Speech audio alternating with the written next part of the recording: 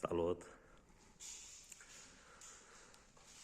Astăzi ne-am ocupat de această rulotă la care am montat un panou fotovoltaic.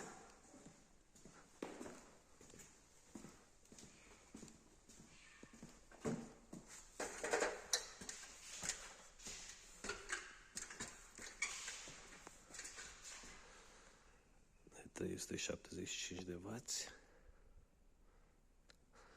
Mai avem alături și o altă rulotă care trebuie să montăm un panou și alte câteva probleme.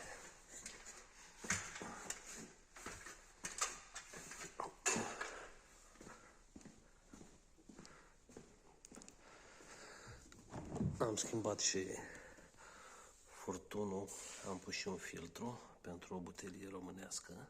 Ea venim cu modelul de Anglia.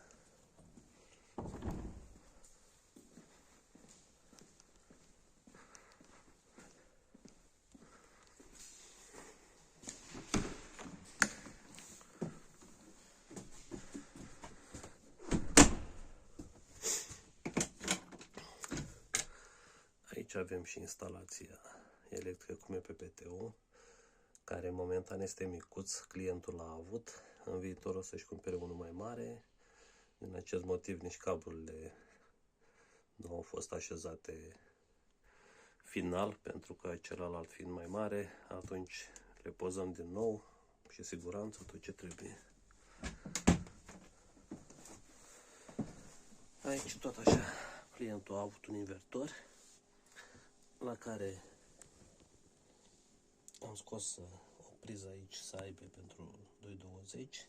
Alături am pus și o priză de putere de 12 V, o alarmă pentru gaz și o alarmă pentru CO2.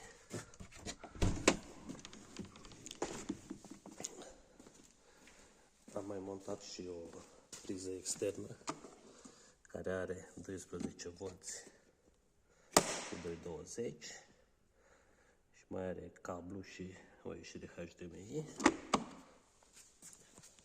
Da, cam asta a fost lucrarea la această rulotă. Avem aici și mascota Rolimag și aici o nouă rulotă la care ne apucăm de lucru de astăzi. La fel, un panou plus alte chestii.